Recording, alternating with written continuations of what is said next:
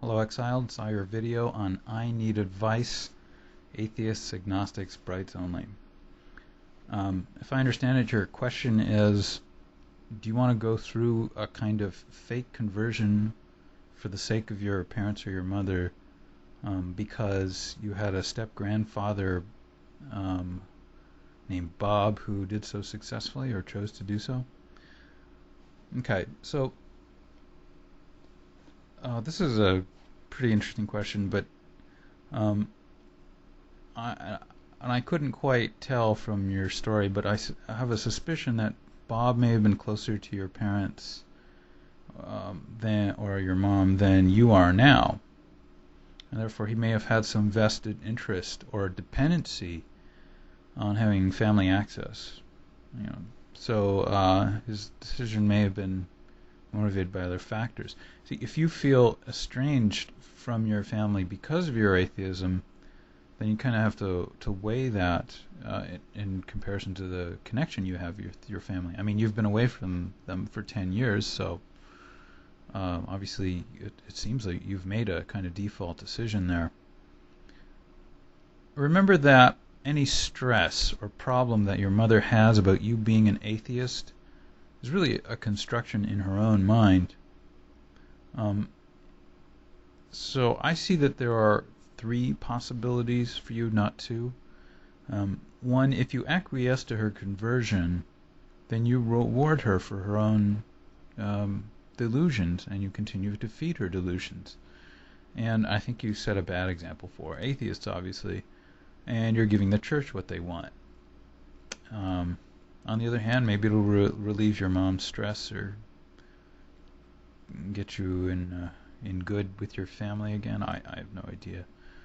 The second possibility is if you are not in contact with your family and you just want to keep it that way, then that's fine. Just keep the status quo. But even in this situation, your family will continue to contextualize, and maybe they'll claim that you're just being rebellious or something like that. So there is a third possibility, and that is that you reestablish contact with your family, but don't have any pretense about conversion. Now, I don't know whether you want to be in contact with your parents at all anymore, but the value of doing this, as you say, you have a bunch of nieces and nephews who are 20-something.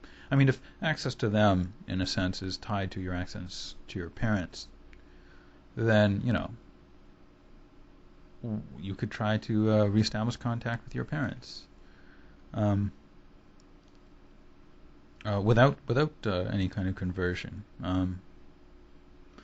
So in all of these three possibilities, you also have three things that you want to sort of put value on to help you make the decision. One is the value of the contact with your family or your parents.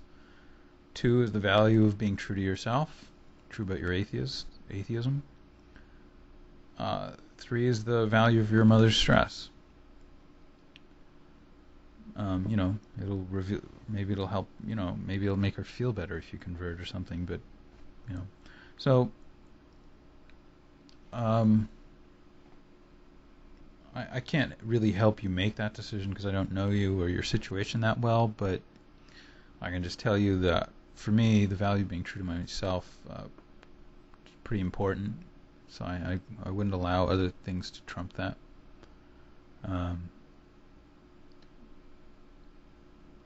Though the other things are not valueless to me, but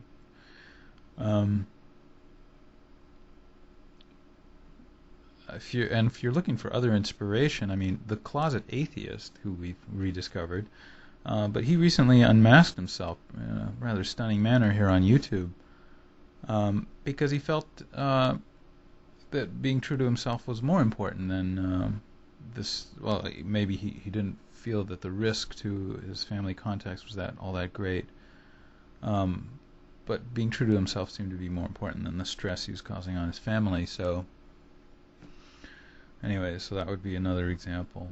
I guess another comment I would make is that atheists are very often are often isolated, and maybe that's the case for you too. But see, if you have a lot of 20-something nieces and nephews in your family, and you say your family's all religious or something like that, they're probably somewhat religious. But if they're, critical thinkers or in any way skeptical thinkers, um, something that may be preventing them from becoming atheists is just the sheer isolation of it.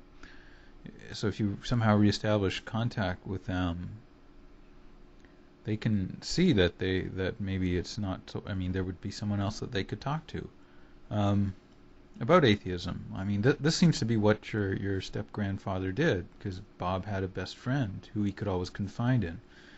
I mean, maybe to him atheism was not so bad because he at least did have someone to talk to on a non-religious level, I suppose.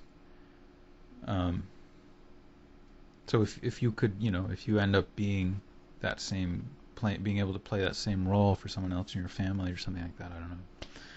Anyway, so those are just my thoughts. To be later.